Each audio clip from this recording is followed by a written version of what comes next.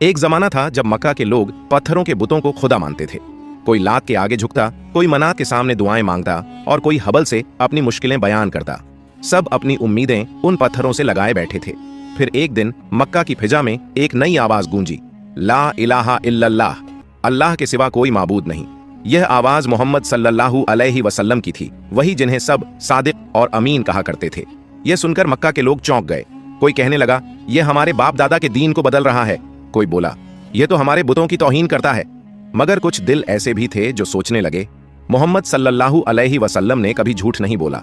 अगर ये कह रहे हैं कि अल्लाह एक है तो यह बात जरूर सच्ची होगी। यूं ईमान की पहली रोशनी फूटी। सबसे पहले हजरत खदीजा रजी अल्लाहु अन्हा ईमान लाईं, फिर अबू बकर सिद्दीका रजी अल्लाहु अन्हु, हजरत अली रजी अल्लाहु अन्हु, हजरत उम्मे सलमा रजी अल्लाहु अन्हु, हजरत उम्मे हबीबा रजी अल्लाहु अन्हु, हजरत जुबाइर रजी अल्लाहु अन्हु, हजरत उमर रजी अल्लाहु अन्हु, हजरत उस्मान रजी अल्लाहु अन्हु, हजरत अबू उबैद रजी अल्लाहु अन्हु, हजरत अबू उबैद रजी अल्लाह अन्हु और हजरत जैद बिन हारिसा रजी अल्लाहु अन्हु ने इस्लाम कबूल किया। मक्का के सरदार जितना रोकने की कोशिश करते, इस्लाम उतना ही फैलता गया। कुछ लोग गुस्से में थे, कुछ हैरान और कुछ आंखों में आंसू लिए कह रहे थे, यही तो सच्चा दीन है। मक्का के लोग पत्थरों के बुतों के आगे झुकते, उनसे दुआएं मांगते और मदद की उम्मीद रखते थे। मगर वो बुत तो सिर्फ पत्थर के टुकड़े थे, न किसी की आह सुनते, न किसी की पुकार का जवाब देते। उनकी आंखें थीं मगर देखते नहीं थे, कान थे मगर सुनते नहीं थे, हाथ थे मगर किसी की मदद नहीं करते थे। औरतें उनके आगे रो रो कर फरियाद करती थीं। कोई कहती, ए लात, मुझे बेटा दे दे। कोई मनात के आगे हाथ जोड़कर बोलती, मेरे घर की तंगी दूर कर दे। मगर जवाब में सिर्फ खामोशी होती। इसी वक्त रहमत आलम सल्लल्लाहु अलैहि वसल्लम ने लोगों को तौहीद की तरफ बुलाया। आप सल्लल्लाहु अलैहि वसल्लम ने फरमाया, ये पत्थर तुम्हारे खुदा नहीं, असल खालिक वो अल्लाह है जो तुम्हें पैदा करता है, रिज़्क़ देता है और तुम्हारी दुआएं सुनता है। यह सुनकर मक्का की बहुत सी औरतें बेचैन हो गईं। उन्हें लगा कि मोहम्मद सल्लल्लाहु अलैहि वसल्लम उन्हें उनकी पुरानी रस्मों और प्यारे बुतों से दूर करना चाहते हैं। इसीलिए कुछ के दिलों में आप सल्लल्लाहु अलैहि वसल्लम के खिलाफ नफरत भर दी गई। यूं आहिस्ता आहिस्ता अंधेरों में तौहीद की किरणें उतरने लगीं। इन्हीं औरतों में एक बुजुर्ग औरत भी थी, मगर उसकी कहानी कुछ अलग थी। उम्र के उस हिस्से में जहां दिल नरम हो जाते हैं, उसके दिल में नफरत का जहर भर चुका था। वह गली के कोने पर बैठकर लोगों से कहती, मोहम्मद से दूर रहना, वो जादूगर है, शायर है, अपने लफ्जों से लोगों को बहका देता है। यह उसकी रोज की आदत बन चुकी थी। जब कोई मुसलमान उसके पास से गुजरता, वो गालियां देती, ताने मारती, यहां तक कि कभी अपने घर का कूड़ा उनके रास्ते में फेंक देती। मक्का के सब लोग जानते थे कि मोहम्मद सल्लल्लाहु अलैहि वसल्लम ने कभी झूठ नहीं बोला, कभी किसी का नुकसान नहीं किया, हमेशा दूसरों की मदद की। मगर पुरानी रस्मों ने बहुत से दिलों पर पर्दा डाल रखा था। वही पर्दा उस बूढ़ी औरत के दिल पर भी था। कभी कभी वो चुप बैठकर सोचती, क्या वाकई मोहम्मद नबी हैं? नहीं, ऐसा कैसे हो सकता है? लेकिन जब वो देखती कि लोग एक एक करके इस्लाम कबूल कर रहे हैं, अल्लाह की तौहीद का इकरार कर रहे हैं, तो उसके दिल में डर बैठ जाता। उसे डर था कि अगर मोहम्मद सल्लल्लाहु अलैहि वसल्लम का दीन फैल गया तो उसका पुराना मजहब खत्म हो जाएगा। इसी डर ने उसे दुश्मनी में अंधा कर दिया। वो लोगों को नबी सल्लल्लाहु अलैहि वसल्लम से दूर रखने की पूरी कोशिश करती। उस वक्त मक्का की फिजा बहुत अजीब थी। काबा शरीफ, वही मुकद्दस घर जो हजरत इब्राहीम अलैहिस्सलाम और हजरत इस्माइल अलैहिस्सलाम ने सिर्फ अल्लाह की इबादत के लिए बनाया था, मगर अब उसके चारों तरफ 360 बुत खड़े थे। कोई पत्थर का, कोई लकड़ी का, कोई सोने चांदी का। लोग दूर दूर से आते, उन बुतों के सामने झुकते और अपनी परेशानियां सुनाते। कोई औरत अपने बीमार बच्चे को गोद में उठाए कहती, ए मनात, मेरे बच्चे को शिफा दे दें। कोई रो रो कर बोलती, ए लात, मेरे शौहर के कारोबार में बरकत डाल। मर्द भी रोते, गिड़गिड़ाते, अपनी मुश्किलें इन्हीं पत्थरों के आगे रखते। मगर वो सब खामोश थे, न देख सकते थे, न सुन सकते थे, न किसी की मदद कर सकते थे। इसी माहौल में एक दिन रहमत ए आलम सल्लल्लाहु अलैहि वसल्लम काबा के पास से गुजरे। आप सल्लल्लाहु अलैहि वसल्लम ने देखा कि इंसान जो अल्लाह की सबसे अजीज मखलूकन है, वो इन बेजान पत्थरों के आगे सजदा कर रहा है। आप सल्लल्लाहु अलैहि वसल्लम का दिल तड़प उठा। आपने नरमी मगर ताकत भरे लहजे में पुकारा, ए लोगो, मैं तुम्हें उस अल्लाह की तरफ बुलाता हूं जो जिंदा है, जो हमेशा रहने वाला है। ये पत्थर तुम्हें न फायदा दे सकते हैं न नुकसान। क्या तुम उसे खुदा मानते हो जिसे तुमने अपने ही हाथों से तराशा है? भीड़ एकदम रुक गई। कुछ चेहरों पर हैरानी थी, कुछ पर गुस्सा। मगर आप सल्लल्लाहु अलैहि वसल्लम की बातों में ऐसा सुकून था कि सब सुनने लगे। आप सल्लल्लाहु अलैहि वसल्लम ने फरमाया, तुम्हारा रब वही है जिसने तुम्हें पैदा किया, रोजी दी, जिंदगी और मौत दी। जब तुम बीमार होते हो तो शिफा वही देता है, जब तुम मदद के लिए पुकारते हो तो सुनता भी वही है। एक शख्स बोला, क्या तुम हमें अपने बाप दादा का दीन छोड़ने को कह रहे हो? एक औरत ने कहा, ये बुत हमारी हिफाजत करते हैं, हम इन्हें कैसे छोड़ दें? नबी सल्लल्लाहु अलैहि वसल्लम ने फरमाया, मैं तुमसे कोई दौलत नहीं मांगता। मेरा काम सिर्फ यह है कि अल्लाह का पैगाम तुम तक पहुंचा दूं। हिदायत देना तो सिर्फ अल्लाह के हाथ में है। लोग फिर खामोश हो गए। उनकी आंखों में सवाल थे, दिलों में हलचल थी और कुछ चेहरों पर ईमान की रोशनी झलकने लगी थी। अब मक्का में हालात बदलने लगे थे। जिन लोगों के सिरों पर कभी शिर्क का अंधेरा छाया था, उनके दिलों में रोशनी उतरने लगी थी। इस्लाम की दावत ने सोचने वाले दिलों को झंझोड़ दिया था। क्या वाकई हमारा रब यही पत्थर है, या वो कोई और है जो सबको देखता है और सबकी सुनता है? उसी रोशनी की चमक एक दिन उस बूढ़ी औरत के दिल तक भी पहुंच गई। वही बूढ़ी औरत जो पहले नबी सल्लल्लाहु अलैहि वसल्लम के खिलाफ जहर उगलती थी, लोगों को डराती थी।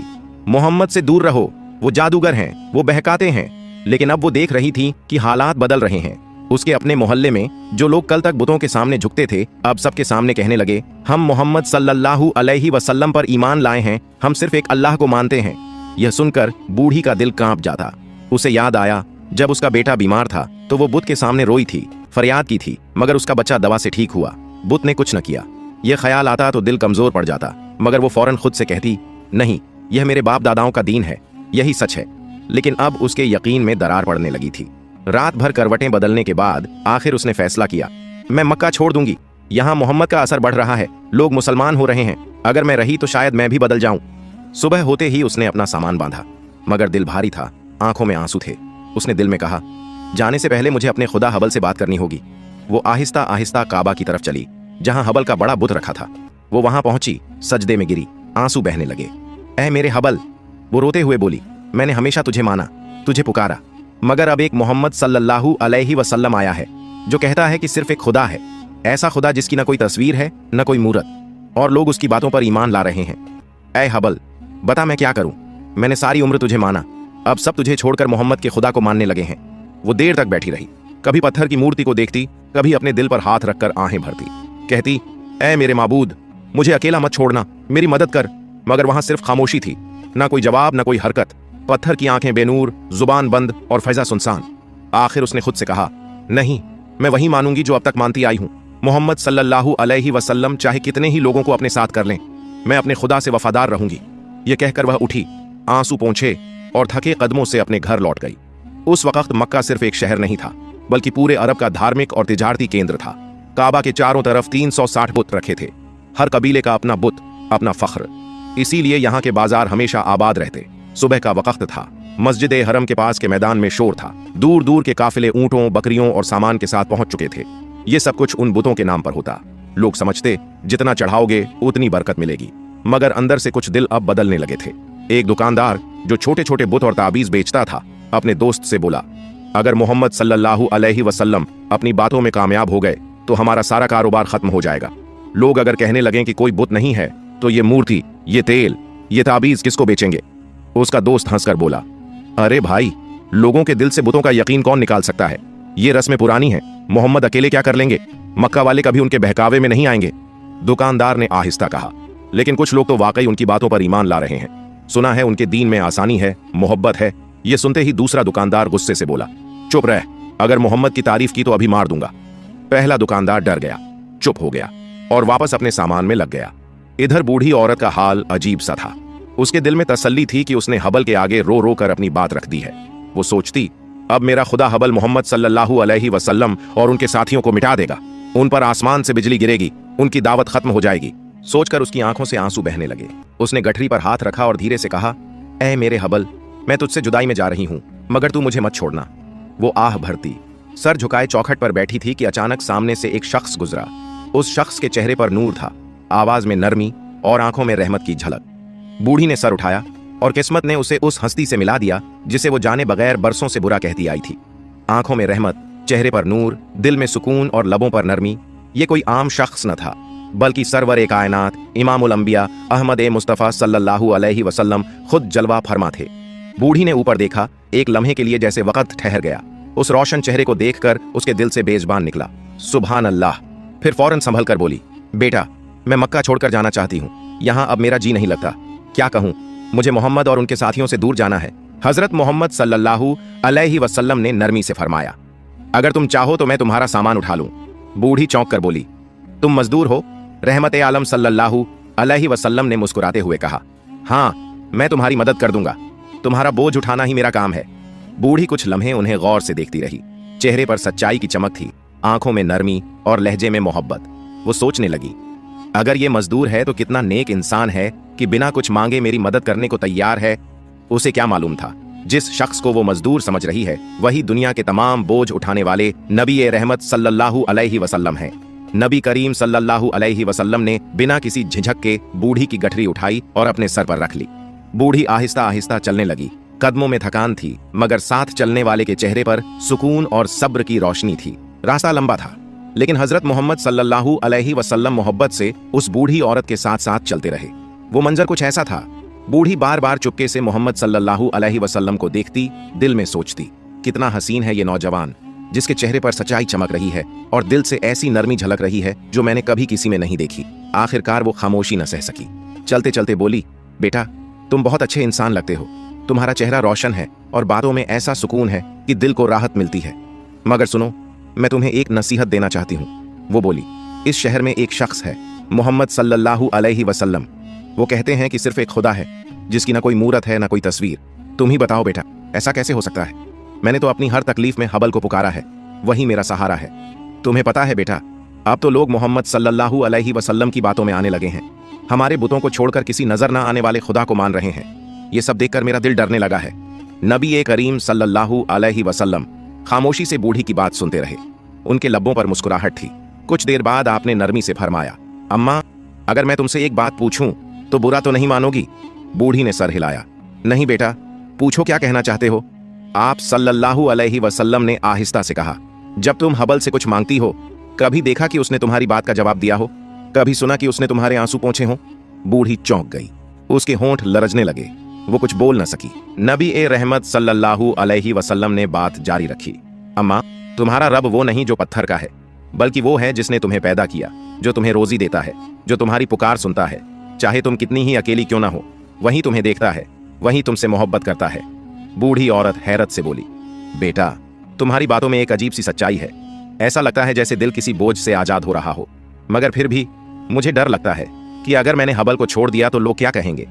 आप सल्लल्लाहु अलैहि वसल्लम ने फरमाया, लोग क्या कहेंगे ये मत सोचो, सोचो वो रब क्या कहेगा जिसने तुम्हें माँ की कोख से निकाला, तुम्हें चलना, बोलना और मोहब्बत करना सिखाया। वो तुमसे नाराज नहीं, बस तुम्हें पहचानने का इंतजार कर रहा है। ये अल्फाज बूढ़ी के दिल में तीर की तरह उतर गए। वो कुछ पल खामोश रही, फिर उसकी आंखों से आंसू बहने लगे। दिल से निकला, अगर वही मेरा रब है तो मैं उसे कैसे न मानूं? नबी करीम सल्लल्लाहु अलैहि वसल्लम खामोशी से आगे बढ़े। घटरी अब भी उनके सर पर थी, रास्ता खत्म होने को था। एक छोटे से दरख्त के नीचे पहुंचकर आप सल्लल्लाहु अलैहि वसल्लम ने नरमी से सामान जमीन पर रखा। बूढ़ी ने शुक्र अदा करते हुए कहा, बेटा तुमने मेरा बड़ा भला किया। मैं तुम्हें बदला तो नहीं दे सकती, मगर तुम्हारे लिए दुआ जरूर करूंगी कि मेरा खुदा तुम्हें खुश रखे। रहमत ए आलम सल्लल्लाहु अलैहि वसल्लम ने मुस्कुराकर फरमाया, अम्मा अगर तुम सच्चाई जानना चाहो तो तुम्हारा रब और मेरा रब एक ही है, वही अल्लाह जो सबका खालिक है, जो किसी पत्थर में नहीं बल्कि दिलों में बसता है। ये सुनते ही बूढ़ी के दिल पर जैसे बिजली सी गिर गई। वो चौंक कर बोली, क्या तुम वही मोहम्मद हो, वही जिनके बारे में लोग कहते हैं कि वो किसी नए खुदा की बात करते हैं? आप सल्लल्लाहु अलैहि वसल्लम ने मुस्कुराकर सर झुका लिया। हाँ अम्मा, मैं ही मोहम्मद हूँ, मगर मैं किसी नए खुदा की नहीं, उसी रब्बुल आलमीन की बात करता हूँ जिसे तुमने हमेशा से पुकारा है, बस पहचाना नहीं। बूढ़ी के हाथ कांपने लगे, आंखों से आंसू बहने लगे। वो जमीन पर बैठ गई और धीमे से बोली, मैंने तुम्हारे खिलाफ कितनी बातें की, तुम्हें बुरा कहा, तुम्हारे दीन को झुठलाया, और आज तुम ही मेरे बोझ उठाने आए, मेरे दिल का बोझ भी हल्का कर दिया। नबी ए रहमत सल्लल्लाहु अलैहि वसल्लम ने आगे बढ़कर उसके आंसू पोंछे और नरमी से फरमाया, अल्लाह बहुत मेहरबान है अम्मा, वो अपने बंदों के पिछले गुनाह माफ कर देता है जब दिल सच्चाई से उसकी तरफ लौट आता है। बूढ़ी ने कांपती आवाज में कहा, मैं गवाही देती हूँ कि अल्लाह के सिवा कोई माबूद नहीं और मोहम्मद सल्लल्लाहु अलैहि वसल्लम अल्लाह के सच्चे रसूल हैं। बूढ़ी के चेहरे पर वही नूर झलकने लगा जो ईमान की रोशनी से जन्म लेता है। नबी पाक सल्लल्लाहु अलैहि वसल्लम ने आसमान की तरफ देखा और फरमाया, अल्हम्दुलिल्लाह, जिस दिल में सच्चाई की तलाश हो अल्लाह खुद उसे अपने नूर तक पहुंचा देता है। नबी पाक मोहम्मद सल्लल्लाहु अलैहि वसल्लम वो हस्ती हैं जिन्होंने दुनिया को अंधेरों से निकालकर नूर ए हिदायत अता फरमाया। आप सल्लल्लाहु अलैहि वसल्लम ने इंसानियत को मोहब्बत, इंसाफ और रहमत का दरस दिया। आपने दुश्मनों के साथ भी नरमी, माफी और खैर ख्वाही का बर्ताव फरमाया। यही तो है नबी ए रहमत सल्लल्लाहु अलैहि वसल्लम का कमाल कि दिलों को जीतने के लिए तलवार नहीं, किरदार इस्तेमाल फरमाया। प्यारे दोस्तों, आओ हम सब नबी ए करीम सल्लल्लाहु अलैहि वसल्लम की सीरत से सबक लें। लोगों से नरमी से बात करें, बड़ों का अदब करें, छोटों पर शफकत करें और अपने अमल से इस्लाम की खूबसूरती दिखाएं। हमारे नबी सल्लल्लाहु अलैहि वसल्लम का हम पर हक है कि हम उनसे मोहब्बत करें, उन पर दरूद भेजें, उनकी सुन्नत पर अमल करें और उनके अखलाकन को अपनी जिंदगी का हिस्सा बनाएं। ऐ अल्लाह, हमें अपने महबूब नबी मोहम्मद सल्लल्लाहु अलैहि वसल्लम से सच्ची मोहब्बत नसीब फरमा। हमें उनके तरीके पर चलने वाला बना। हमारी जबान को दरूद शरीफ से तर रख और कयामत के दिन हमें उनके हाथों हौज़ कौसर का जाम नसीब फरमा। आमीन या रब्बुल आलमीन। प्यारे दोस्तों, अगर आपको मेरी वीडियो पसंद आई हो तो मेरी वीडियो को लाइक करें और मेरे चैनल को सब्सक्राइब करें।